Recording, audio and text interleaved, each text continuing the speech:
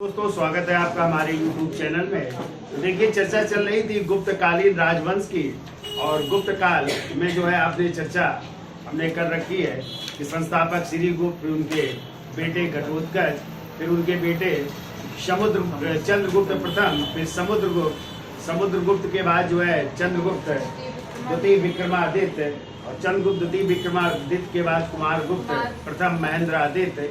और कल के हमने टॉपिक में चर्चा की थी स्कंदगुप्त विक्रमादित्य की चर्चा की थी, और हमने उनके बारे में बताया था कि स्कंदगुप्त के बारे में जानकारी हमें जो है उसके अभिलेखों से, उसके सिक्कों से प्राप्त होती है। और इसी स्कंदगुप्त के समय जो है हूणों का आक्रमण हुआ था, और उस हूण आक्रमण की जानकारी उसके भीतरी अभिलेख से मिलती है। यानी स्कंदगुप्त के किस अभिलेख से? भीतरी अभिलेख से मिलती है। जबकि हूणों को पराजित करने की जानकारी यदि आ जाए तो किससे? जूनागढ़ अभिलेख से प्राप्त होती है। और इसी जूनागढ़ अभिलेख से पता चलता है कि उसने हूण शासकों को क्या किया? पराजित किया। और पराजित करने के बाद स्वराष्ट्र प्रांत का गवर्नर किसे बनाया था? पर्णदत्त को बनाया था। और उसी पर्णदत्त के पुत्र चक्रपालित ने जो चंद्रगुप्त मौर्य के समय सुदर्शन झील निर्मित हुई थी उसका पुनर्निर्माण करवाया था। किसके समय? स्कंदगुप्त के समय पर्णदत्त के पुत्र चक्रपालित ने। इसकी भी जानकारी जूनागढ़ अभिलेख से प्राप्त होती है। ठीक है, अब देखिए स्कंदगुप्त ने, हमने जैसे बताया था कि उसने जो है केवल सोने और चांदी के सिक्के चलाए थे, उसने तांबे के सिक्के नहीं चलाए थे। ठीक है, ये भी याद रखिएगा। उसके कुछ और अभिलेखों की हमने चर्चा भी की थी, उसकी भी आप लोग रिविजन कर लीजिएगा।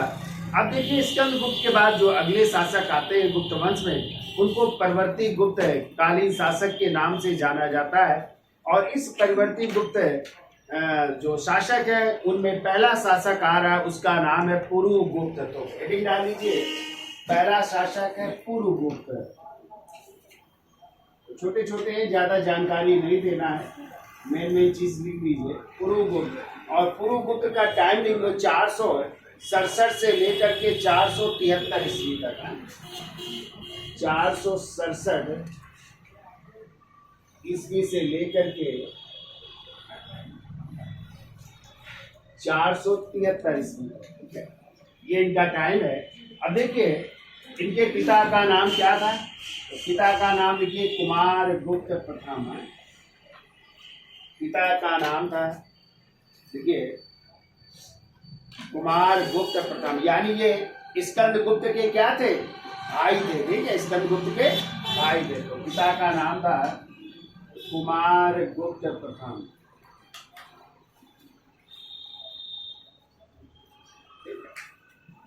माँ का नाम लिखिए, तो माँ का नाम था अनंत देवी। अनंत देवी नाम था।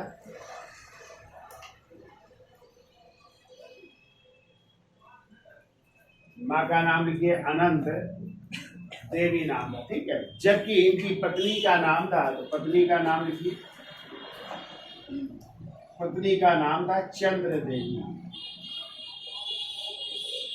चंद्र देवी पत्नी का नाम था। ठीक है, अब देखिए इनकी उपाधि दे गए थे। कौन कौन सी उपाधि धारण की पुरुगुप्त ने? तो पहली उपाधि लिखिए प्रकाशादित्य की। प्रकाशादित्य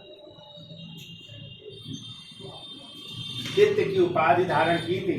और ये उपाधि जो है किसके अनुसार है? तो लिखो इतिहासकार विसेंट स्मिथ के अनुसार है। विसेंट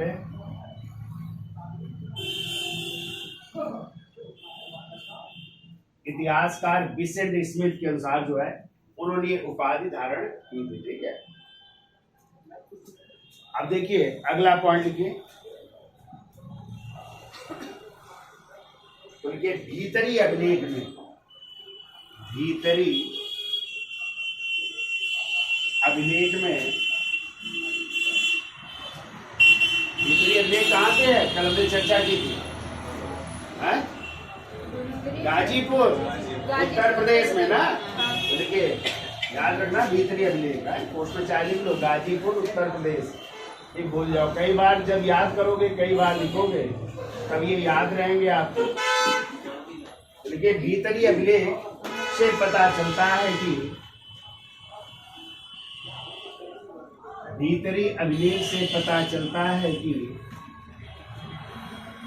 चलता है कि पुरुगुप्त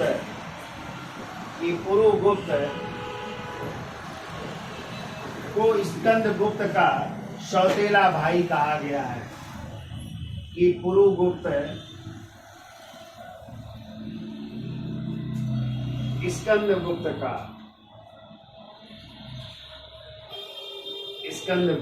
का सौतेला भाई था।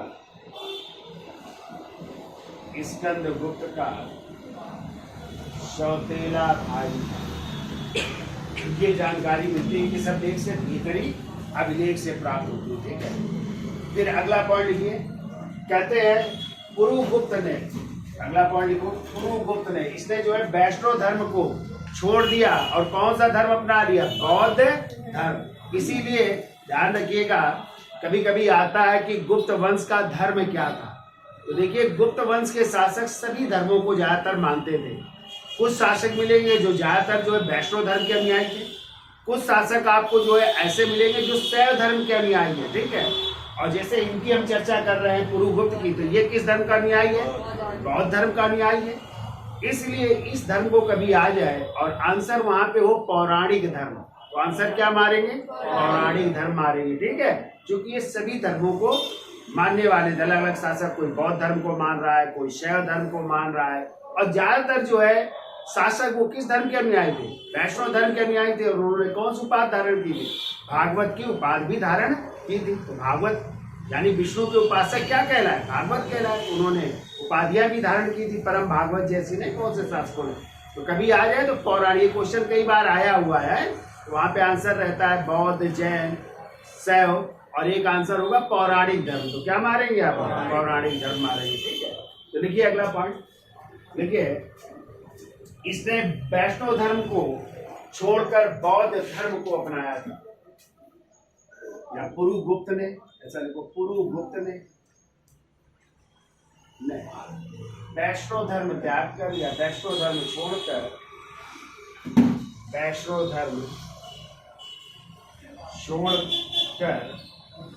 बौद्ध धर्म को अपनाया था। बौद्ध धर्म को अपनाया था।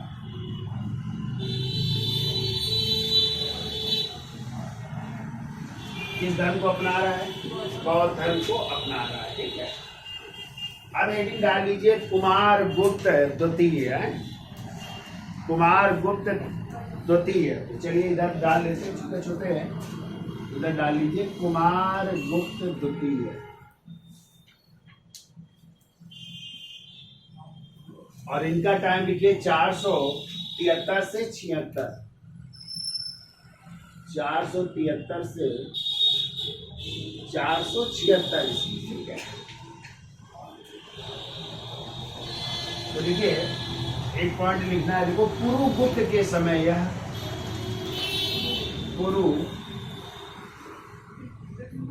समय यह सारनाथ का राज्यपाल था। ठीक है, सारनाथ, यह सारनाथ का, सारनाथ जानते हैं? हाँ, तो सारनाथ का क्या था? राज्यपाल था। राज्यपाल भी कह सकते हैं, और राज्यपाल को गुप्त काल में गोपता कहा गया है। ठीक है, तो राज्यपाल या क्या था? गोपता था। ठीक है, तो लिख लो पुरुगुप्त के समय यह सारनाथ का राज्यपाल या गोपता था।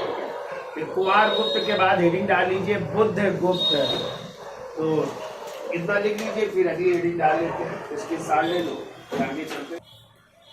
तो देखिए, अगला गुप्त शासक है कुमारगुप्त के बाद जो है, और उनका नाम है बुद्धगुप्त। बुद्धगुप्त का टाइम है 476 से 495 ईस्वी। ठीक है, अब देखिए बुद्धगुप्त के बारे में हुएन सांग ने कहा इनके पिता का नाम था शक्रादित्य। क्या नाम था? शक्रादित्य। लेकिन नालंदा से एक मोहर प्राप्त हुई है। नालंदा सुना है? कहाँ पे? बिहार। तो नालंदा से एक मोहर प्राप्त हुई है, और वहां पे जो है इनके पिता का नाम उल्लिखित है पुरुगुप्त। क्या उल्लिखित है? तो इसका मतलब है कि वो किसके बेटे थे? पुरुगुप्त के बेटे थे। और इनकी माँ का नाम था, जैसे हमने आपको बताया था, पुरुगुप्त की पत्नी थी जिनका नाम था चंद्र देवी। तो इनकी माँ का नाम क्या था? चंद्र देवी। अब इनकी उपाधियां कई सारी, परम दैवत की उपाधि है, श्री विक्रम की उपाधि है, तो उनकी भी चर्चा कर लेते। तो लिखिए पिता का नाम, पहले लिखिए पिता का नाम पुरुगुप्त। पुरुगुप्त कहाँ से जानकारी मिलती? तो लिख लो नालंदा से प्राप्त, नालंदा से प्राप्त मोहर से। तो नालंदा से प्राप्त एक मोहर से यह सिद्ध हुआ है कि वो किसके बेटे थे? पुरुगुप्त के बेटे थे। ठीक है। माँ का नाम लिखिए, इनकी माँ का नाम था चंद्र देवी। तो माँ का नाम है चंद्र देवी। ठीक है। अब बुद्धगुप्त की देखिए उपाधियां कई सारी हैं, तो इनकी उपाधि लिखिए। पहली उपाधि लिखिए परम दैवत की उपाधि, परम दैवत की उपाधि। दूसरी इनकी उपाधि लिखिए श्री विक्रम।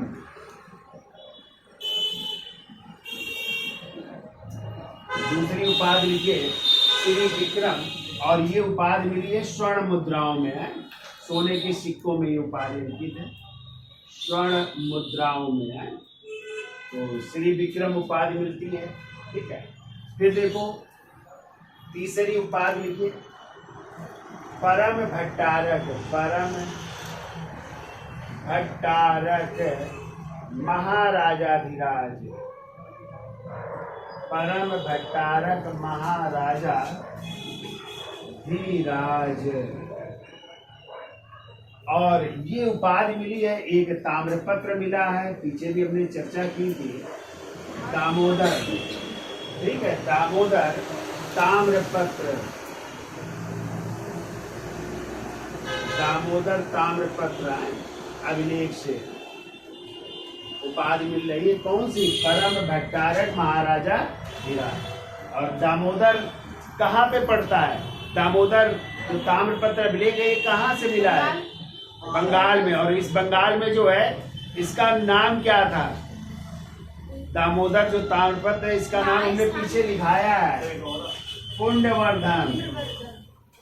देखिए लिखाया है हमने पीछे शायद, इसका नाम पुंडवर्धन था। और पुंडवर्धन का मतलब कई बार क्वेश्चन आया है, पुंडवर्धन जो है बंगाल का कौन सा एरिया था?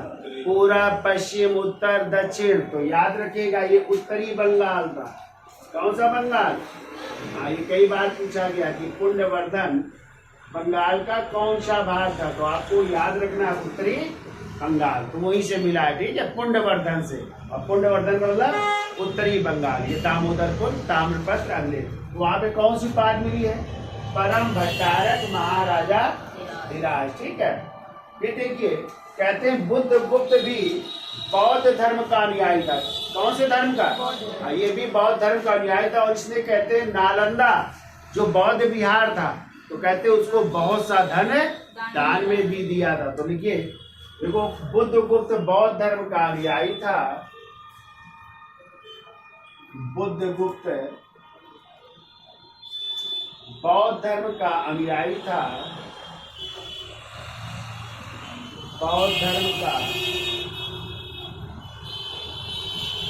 अनुयायी था। और इसने नालंदा महाविहार को, और इसने नालंदा महाविहार को बहुत सा धन दान दिया था। नालंदा महाविहार को या नालंदा बौद्ध विहार को बहुत सा धन दान में दिया। बहुत सा धन दान में दिया। ठीक है। अब कहते हैं बुद्धगुप्त ही अंतिम ऐसा गुप्त शासक है जिसका साम्राज्य हिमालय से लेकर के फैला हुआ था। कहाँ तक? हिमालय से लेकर नर्मदा नदी तक, और मालवा से लेकर के बंगाल के भूभाग तक फैला हुआ। यानी अंतिम सबसे बड़ा साम्राज्य यदि किसी का था उत्तर गुप्त काल में, तो वो कौन है? बुद्ध गुप्त। तो देखिए बुद्ध गुप्त अंतिम गुप्त सम्राट था। बुद्ध गुप्त अंतिम गुप्त सम्राट था। अंतिम गुप्त सम्राट था जिसका साम्राज्य हिमालय से लेकर जिसका साम्राज्य हिमालय से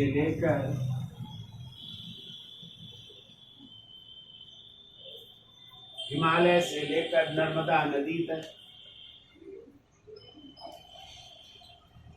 नर्मदा नदी तक और मालवा से लेकर बंगाल के भूभाग तक, और मालवा से लेकर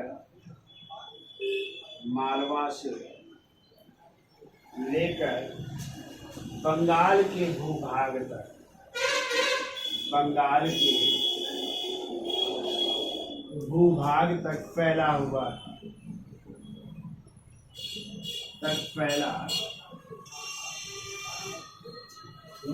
ठीक है, बंगाल के भूभाग तक फैला हुआ था या बंगाल तक उसका शासन था। ठीक है, अब देखिए कहते हैं जब बुद्ध गुप्त की मृत्यु हुई तो उसका साम्राज्य 3 भागों में डिवाइड हो गया। ठीक है, यानी उसके उत्तराधिकारियों ने 3 जगह से शासन किया, यानी उसके बेटों ने अपने अपने साम्राज्य को विभाजित कर दिया। तो जो मगध का क्षेत्र थे वहां पे शासक बने नरसिंह गुप्त बालादित्य, और जबकि जो है मालवा से शासन किया भानु गुप्त ने और बंगाल से शासन किया वैन्य गुप्त ने। ठीक है, तो अगला पॉइंट लिखो।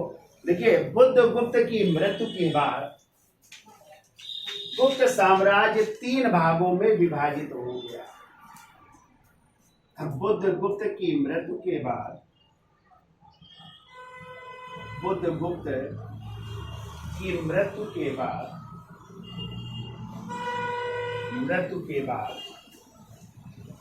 गुप्त साम्राज्य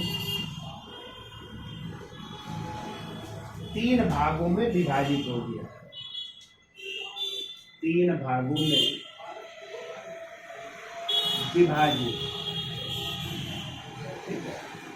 कौन से 3 भाग हो रहे हैं? तो लिखिए पहले मगध। तो मगध के शासक बने नरसिंह गुप्त बालादित्य। नरसिंह गुप्त बालादित्य ने यहाँ पे शासन किया, मगध में है। ये दूसरा लिख लो, मालवा में है। मालवा में शासन किया भानुगुप्त ने। भानुगुप्त। और तीसरा शासन है बंगाल है, तो बंगाल में वैन्य गुप्त। तो बंगाल में वैन्य गुप्त।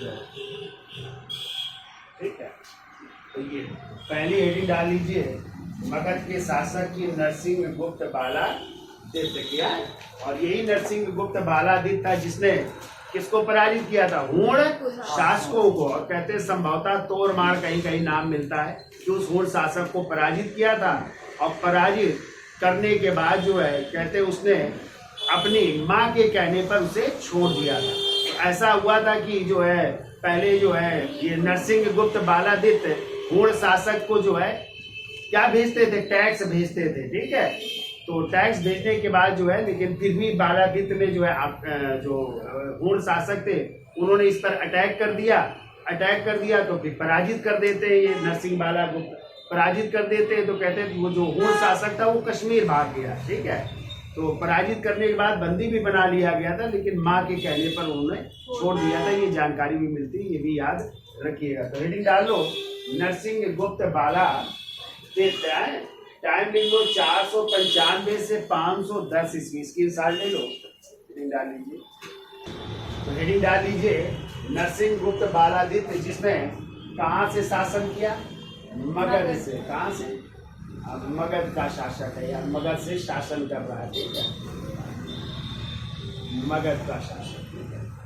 अब देखिए एक मुद्रा लेख मिली है कहाँ से? नालंदा से, ठीक है। तो उसमें इसकी उपाधि मिलती है परम भागवत। उपाधि लिख लीजिए, उपाधि परम भागवत। और ये उपाधि कहाँ से मिली है? तो लिख लो, नालंदा से प्राप्त मुद्रा लेख से। नालंदा से प्राप्त मुद्रा से, या एक मुद्रा लेख से मिली है, ठीक है। तो नालंदा से प्राप्त एक मुद्रा लेख से, ठीक है। अब देखिए, नरसिंहगुप्त की महान जो है सफलता क्या थी? पूर्ण शासक मिहिर कुल को पराजित करना। लेकिन अपनी माँ किसके कहने पर? चंद्र महादेवी, चंद्र देवी के कहने पर उसको क्या कर देना? छोड़ देना, ठीक है। तो लिखिए, देखो, नरसिंह बालादित्य की, या नरसिंहगुप्त बालादित्य की महान सफलता। नरसिंह गुप्त बालादित्य की महान सफलता, महान सफलता पूर्ण शासक मिहिर कुल को पराजित करना। पूर्ण शासक मिहिर कुल, पूर्ण शासक मिहिर कुल को पराजित किया, परंतु मिहिर कुल को पराजित किया, परंतु अपनी माँ महादेवी चंद्र देवी के कहने पर, महादेवी चंद्र देवी के कहने पर, चंद्र देवी के कहने पर छोड़ दिया।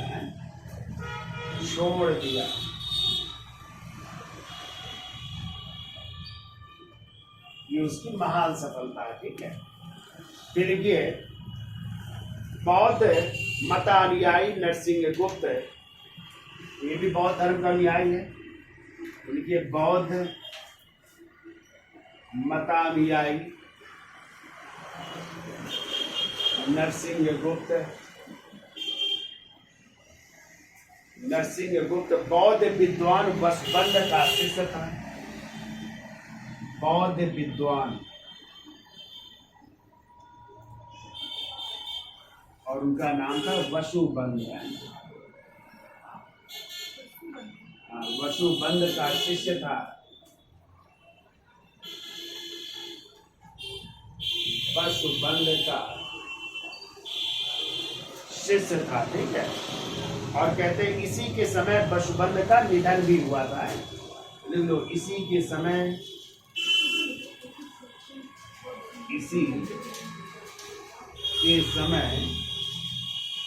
वसुबंध का निधन भी हुआ।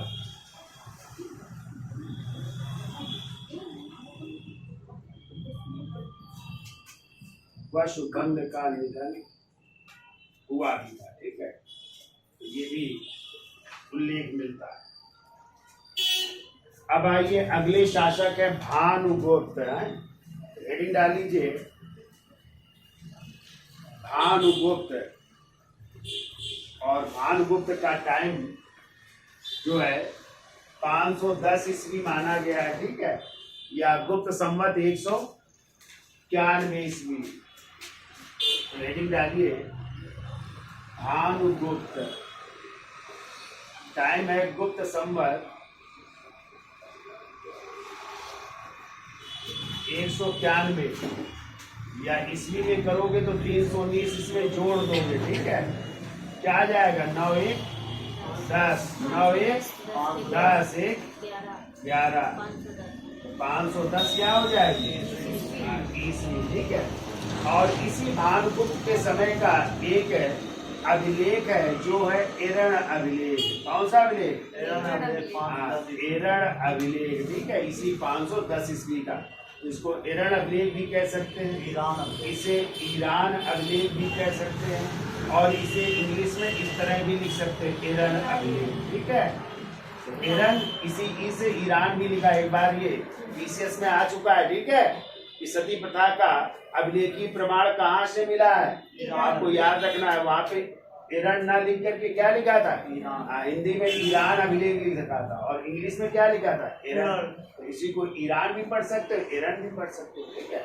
तो ईरान अभिलेख है, ये कब का है, 510 ईरान अभिलेख भी कर सकते हो, 510 ईस्वी का, ठीक है। और इसी से जानकारी मिलती है, इसी ईरान अभिलेख से जानकारी मिलती है कि भानुगुप्त के समय किसका आक्रमण हुआ था, हूण, एक हूण आक्रमण हुआ। और इसी हूण आक्रमण का मुकाबला करते समय जो भानुगुप्त के सेनापति थे, और सेनापति का क्या नाम था, गोपराज। तो उस युद्ध के दौरान जो है गोपराज की क्या हो गई, मृत्यु हो गई थी। तो उनकी जो पत्नी थी, पत्नी जो है क्या हो गई थी, सती हो गई थी। तो ये सती प्रथा का पहला अभिलेखीय प्रमाण है, ठीक है। सती प्रथा का प्रथम अभिलेखीय प्रमाण यदि आ जाए कहाँ से मिलता है, तो यही है ईरान अभिलेख से अभिलेखीय प्रमाण, ठीक है। और ये कहाँ पे ईरान अभिलेख, तो ये है जबलपुर मध्य प्रदेश में, भी याद रखिएगा। कहाँ पे है, जबलपुर मध्य प्रदेश से प्राप्त हुआ है, ठीक है। तो लिख लेंगे, बोल दें, तो देखिए भानुगुप्त के समय ईरान अभिलेख 510 ईस्वी से पता चलता है कि भानुगुप्त के समय ईरान अभिलेख 510 ईस्वी से पता चलता है कि इसके सेनापति या मित्र, इसके सेनापति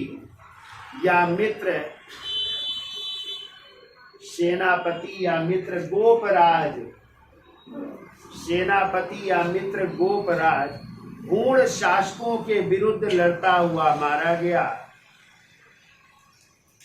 हूण शासकों के विरुद्ध लड़ता हुआ मारा गया।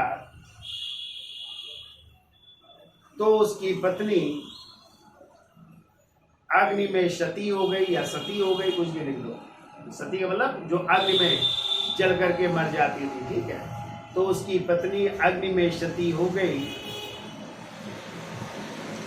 अग्नि में सती हो गई, जो सती प्रथा का प्रथम अभिलेखीय प्रमाण है, जो सती प्रथा का प्रथम अभिलेखीय प्रमाण है, ठीक है। और देखिए इसी ईरान अभिलेख में याद रखिएगा, इसी लिखो, अगला पॉइंट लिखो, ईरान अभिलेख में भानुगुप्त को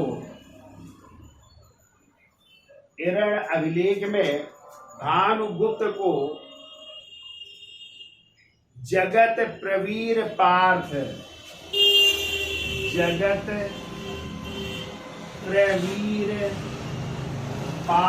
पार्थ किसे कहते हैं, अर्जुन को कहते हैं ना। तो कहते हैं अर्जुन के समान क्या कहा गया है, वीर बताया गया है, ठीक है। तो जगत प्रवीर पार्थ यानी अर्जुन के समान वीर, अर्जुन के समान वीर बताया गया है इसी ईरान अभिलेख में, ठीक है। अर्जुन के समान वीर बताया गया है, हाँ, भानुगुप्त को, या लिख दिया, देखो भानुगुप्त को इसी ईरान अभिलेख में, ठीक है। देखो भानुगुप्त को ईरान अभिलेख में जगत प्रवीर पार्थ यानी अर्जुन के समान वीर बताया गया है, ठीक है। अब देखिए भानुगुप्त के बाद क्रमशः कौन कौन शासक हुए उनकी भी चर्चा कर लेते हैं। तो इसका स्क्रीनशॉट ले लो, फिर उसकी चर्चा कर लेते हैं। तो भानुगुप्त को क्या बताया गया है, जगत प्रवीर पार्थ यानी अर्जुन के समान, ठीक है। यदि आ जाए सती प्रथा का अभिलेखीय प्रमाण, तो कहाँ से मारेंगे, ईरान अभिलेख, ठीक है। कौन से अभिलेख से, हाँ, जिसमें किसकी मृत्यु हो गई थी, गोपराज, उनकी पत्नी क्या हो गई थी। और कभी आ जाए कि सती प्रथा के सांकेतिक प्रमाण कहाँ से मिले हैं, तो आप बताएंगे सिंधु घाटी सभ्यता से सांकेतिक प्रमाण। कहाँ कहाँ से? तो हमने आपको बताया था मोहन जोदड़ो से 3 युगल समाधियां मिली थी। युगल मतलब क्या होता है? जोड़ा। और जोड़ा किससे बनता है? पुरुष और महिला से। तो वहां से 3 ऐसी युगल समाधियां मिली थी जो जोड़े में थी, यानी उसी कब्र में एक महिला की भी अस्थियां थी और एक पुरुष की भी अस्थियां थी। तो इसका मतलब है क्या वहां पे सती प्रथा प्रचलित थी, लेकिन अभी चूंकि सिंधु घाटी सप्ताह को पढ़ा नहीं जा सका, इसलिए वो अभी कैसी है? प्रमाणिक नहीं है। ठीक है, इसीलिए हम कह सकते हैं सांकेतिक सती प्रथा के प्रमाण कहाँ से मिले? सिंधु घाटी सप्ताह। तो एक स्थल हो जाएगा मोहनजोदड़ो। दूसरा हमने आपको बताया था कालीबंगा, बताया था। और कालीबंगा से 1 युगल समाधि मिली है। कितनी? 1 युगल समाधि, मतलब वहां पे भी एक समाधि मिली है जिसमें एक महिला की भी कब्र है उसी में और पुरुष की भी अस्थियां हैं। इसका मतलब क्या? यहाँ पे सती प्रथा प्रचलित थी। यदि पढ़ी गई वहां की लिपि और भाषा को पढ़ लिया गया तभी ये स्पष्ट जानकारी हो पाएगी। अभी तक जो है सिंधु घाटी सभ्यता की लिपि और भाषा को पढ़ा नहीं जा सका है। इसीलिए सिंधु घाटी सभ्यता किस काल की सभ्यता मानी जाती है? आद्य ऐतिहासिक काल। और आद्य ऐतिहासिक काल वो काल था जिसमें लिपि और भाषा तो मिली है लेकिन पढ़ी नहीं। लेकिन दावा इतिहासकारों ने किया, विद्वानों ने किया, लेकिन कोई स्पष्ट रूप से पढ़ नहीं पाया। ठीक है, और कभी आ जाए, ये तो अब देखी प्रमाण हो गया है, कभी आ जाए लिखित में प्रमाण कौन सा है सती प्रथा? तो आगे आप लोग पढ़ेंगे हर्षवर्धन। जब पढ़ेंगे तो हर्षवर्धन के पिता कौन थे? प्रभाकर वर्धन। और उन्हीं की पत्नी यानी हर्षवर्धन की माँ का नाम था यशोमती नाम था। ठीक है, तो कहते हैं जब हर्षवर्धन के पिता प्रभाकर वर्धन की मृत्यु हुई थी, ठीक है, तो उनकी जो माँ थी यानी हर्षवर्धन की जो माँ थी या प्रभाकर वर्धन की जो पत्नी थी यशोमती, वो क्या हो गई थी?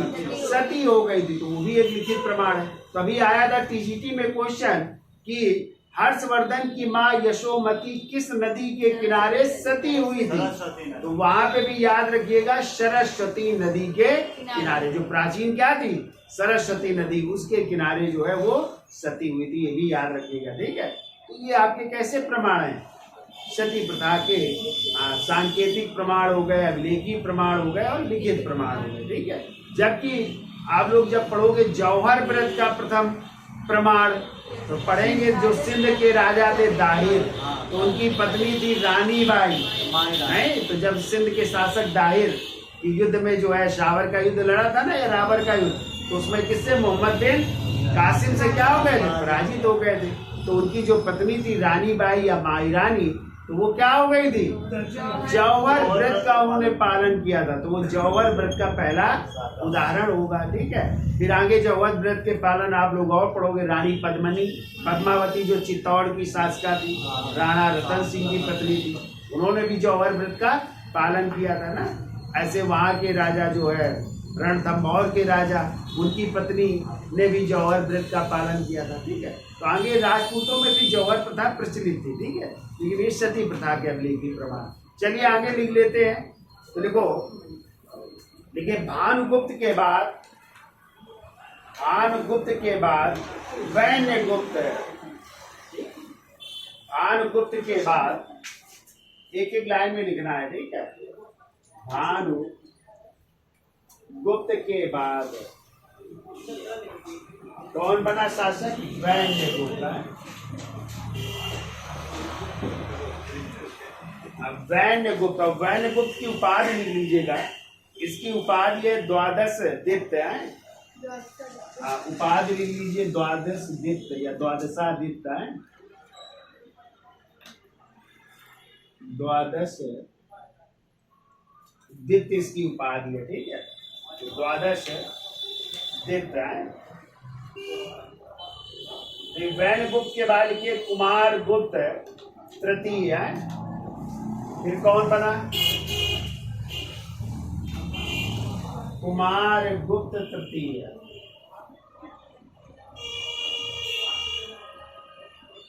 और कहते हैं ये किनका पुत्र था? तो नरसिंह गुप्त बालादित्य का पुत्र था। ठीक है, लिख लो, नरसिंह गुप्त बालादित्य का पुत्र था ये। बालादित्य का पुत्र है। और इनकी माँ का नाम था मित्र देवी है। माँ का नाम था, ये तो पिता हो गए, माँ का नाम लिख लो मित्र देवी का। और जबकि नरसिंहगुप्त की माँ का नाम क्या था? चंद्र देवी। ये पढ़ाया था ना, चंद्र देवी। तो वो शासक बने। फिर कुमार गुप्त के बाद लिखिए अगला। कुमार गुप्त के बाद शासक बनते विष्णुदित्य। विष्णुदित्य, विष्णुदित्य शासक बने। और ये किसके बेटे थे? कुमार गुप्त तृतीय के पुत्र थे। कुमार गुप्त तृतीय के पुत्र,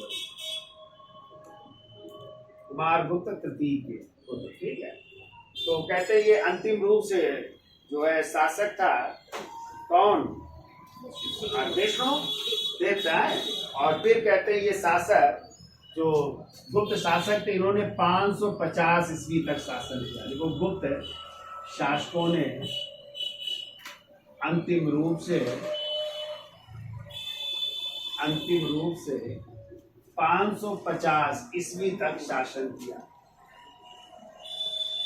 550 ईस्वी तक शासन किया।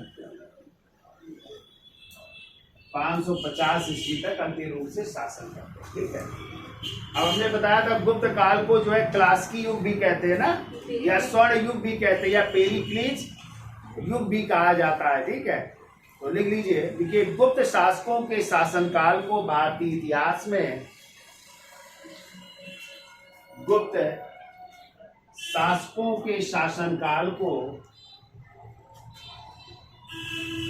गुप्त शासकों के शासनकाल को गुप्त शासकों के शासनकाल को तो भारतीय इतिहास में स्वर्ण युग, क्लासिकी युग,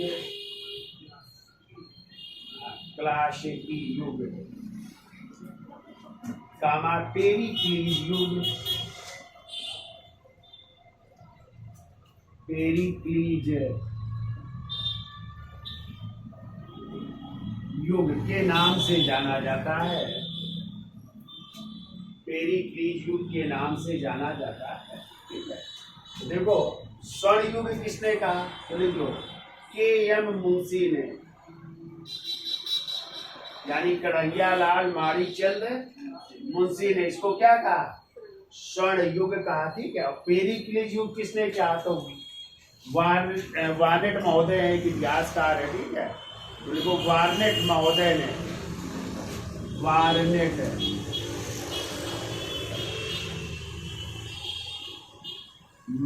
ने, इसे क्या कहा? पेरिक्लीज युग कहा है, ठीक है।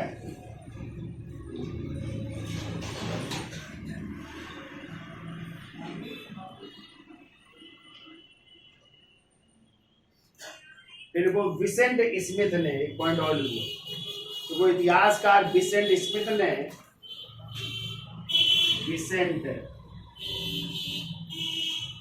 ने गुप्त काल की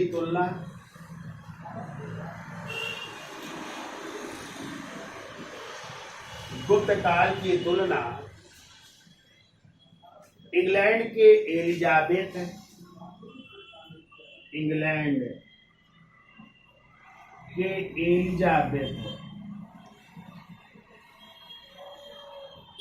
एवं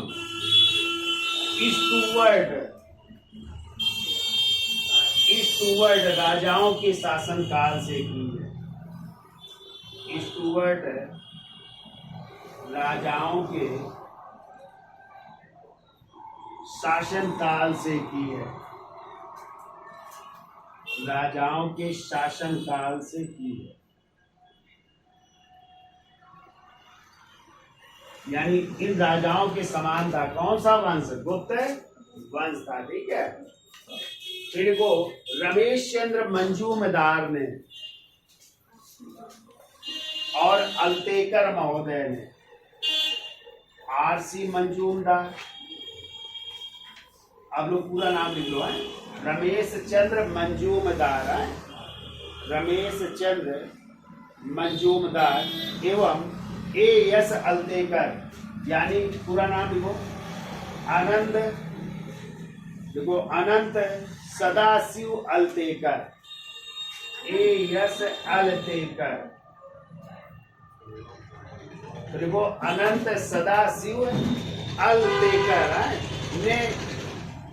ने इस काल को, ने इस काल, और इस काल का मतलब कब से कब तक, तो देखो 300 से 570 ईस्वी को, 300 से लेकर के 570 ईस्वी को गुप्त वाकाटक युग की संज्ञा दी है। गुप्त वाकाटक युग की संज्ञा दी है, क्योंकि वाकाटकों से इनके संबंध थे ना, युग की संज्ञा दी है। गुप्त वाकाटक युग की संज्ञा दी है, की संज्ञा दी। अब देखिए, जब गुप्त वंश का पतन हुआ तो नए राजवंशों का उदय हुआ। तो देखिए अगला पॉइंट, देखो गुप्त शासकों के पतन के बाद नए वंशों का उदय हुआ। गुप्त शासकों के पतन के बाद नए वंशों का उदय हुआ, जैसे पल्लवी में मैत्रक वंश, जैसे पल्लवी में मैत्रक वंश, पल्लवी में कौन सा वंश, मैत्रक वंश। कन्नौज में लिखो मौखरी वंश, कन्नौज में मौखरी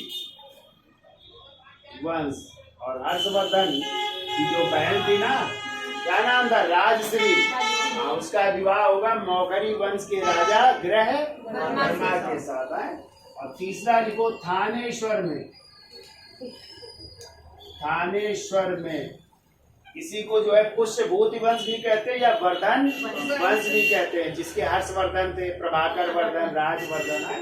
तो देखो पुष्यभूति वंश या पुष्यभूति वंश, या इसी को वर्धन वंश भी कहते हैं, पुष्यभूति वंश या वर्धन वंश। लिख लो बंगाल में चंद्र शासक, बंगाल में चंद्र शासकों ने शासन किया, बंगाल में चंद्र शासक। तो ये राजवंश आएंगे तो इनकी भी हम चर्चा करेंगे, ठीक है। तो ये तो थे गुप्त शासकों का शासन काल और उत्तरकालीन या परिवर्ती गुप्त शासकों की कहानी। अब जो है गुप्त वंश का प्रशासन काफी बड़ा है, टॉपिक है, ठीक है। उसको भी 2 दिन लगेंगे, 3 दिन लगेंगे, क्योंकि प्रशासन है, फिर व्यवस्थाएं हैं वहाँ की है, सामाजिक व्यवस्था, आर्थिक व्यवस्था, ये सब पढ़ेंगे, व्यापार भी पढ़ेंगे, राजस्व व्यवस्था भी पढ़ेंगे। लेकिन इम्पोर्टेंट वहाँ पे साहित्य काफ़ी इम्पोर्टेंट है, फिर साइंस टेक्नोलॉजी भी वहाँ की इम्पोर्टेंट है, और गुप्तकालीन मंदिर इम्पोर्टेंट है, मंदिर स्थापत्य कला, ठीक है। तो उनकी भी हम चर्चा करेंगे। हेडिंग डाल लीजिए गुप्त प्रशासन, और इसको फिर नेक्स्ट टॉपिक में चर्चा करेंगे। तो वीडियो अच्छा लगा हो तो लाइक, शेयर और सब्सक्राइब करिए। धन्यवाद, और देखते भी रहिए भैया, धन्यवाद।